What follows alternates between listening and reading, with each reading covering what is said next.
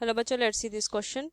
Given three vectors a vector, b vector, c vector, each two of which are non-collinear. Further, if a vector plus b vector is collinear with c vector, comma, b vector plus c vector is collinear with a vector, and mod of a vector is equal to mod of b vector is equal to mod of c vector is equal to under root 2, then the value of a vector dot b vector plus b vector dot c vector plus c vector dot a vector is equal to, यहाँ पे 4 option है. Let's see this question. तो यहाँ पे हम क्या करेंगे, सबसे पहले इस क्वेश्चन का अगर हम की कंसेप्ट अगर देखें, इसकी क्वेश्चन का की कंसेप्ट, तो यहाँ से क्या बोल रहा है कि हमारा पहले तो क्या बोल रहा है कि A vector plus B vector collinear with C vector. तो इसको क्या लिख सकते हैं, ए वेक्टर प्लस में B vector is equal to lambda C vector, ये लिख सकते हैं. ठीक. और यहाँ से हमारा क्या बोल रहा है फिर कि B plus C vector is collinear with A vector. तो क्या हो जाएगा, ए बी वेक्टर प्लस में C vector is equal to mu, यहाँ पे ए वेक्टर ये लिखेंगे हम.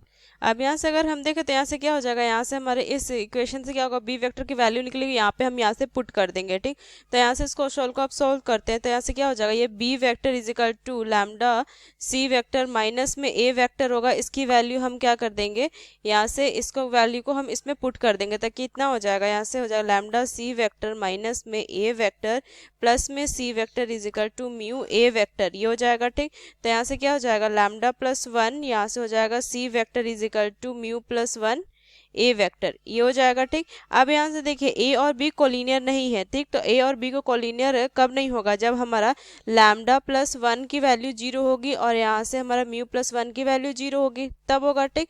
तो लैम्डा इज इक्वल टू क्या हो जाएगा, -1 और यहाँ से हमारी म्यू की वैल्यू हो जाएगी -1. ठीक. तो लैम्डा और म्यू की वैल्यू यहाँ से हमारे फाइंड हो गई, तो इसको हम क्या कर देंगे, पुट कर देंगे यहाँ से अगर तो कितना हो जाएगा, यहाँ से हो जाएगा हमारा इस तरीके से कि ए वेक्टर प्लस में बी वेक्टर प्लस में C vector is equal to 0 आ जाएगा. ठीक. अब यहाँ से अगर हम देखें, यहाँ से ये हमारी वैल्यू कितनी आ गई, 0 हो गई, तो इसको हम किस तरीके से लिख सकते हैं, यहाँ से अगर हम इसका स्क्वायर कर दें तो ये हो जाएगा mod of A vector square plus में mod of B vector square plus में mod of C vector square plus में 2 A vector dot B vector plus में B vector dot C vector plus में यहाँ पे हो जाएगा हमारा C vector dot A vector is equal to 0, ये होगा. ठीक. तो देखिए इसकी वैल्यू कितनी थी, अंडर रूट 2, तो इसका स्क्वायर हो जाएगा तो 2, यहाँ से 2 और यहाँ से 2, तो कितना हो जाएगा 6. इधर भेज देंगे तो क्या हो जाएगा 2, यहाँ से हो जाएगा हमारा, लिखेंगे 2, यहाँ से वैल्यू आ जाएगी हमारी, देखिए यहाँ से हो जाएगी 2 और यहाँ से कितना आ जाएगा, A vector dot B vector plus में B vector dot C vector plus में C vector dot A vector is equal to minus में 6. ठीक. तो यहाँ से क्या हो जाएगा, A vector dot B vector plus में B vector dot C vector plus में C vector dot A vector is equal to -3. तो ये हमारा क्या हो जाएगा, यहाँ से फाइनल आंसर हो जाएगा -3. तो यही हमें यहाँ से क्या करना था, फाइंड करना था. तो यहाँ से अगर हम ऑप्शंस देखें तो ऑप्शन में कौन सा है हमारा, यहाँ से हमारा बी ऑप्शन इज -3. तो using this key concept we solve this question. Hope you understood it well. Best of luck. Thank you.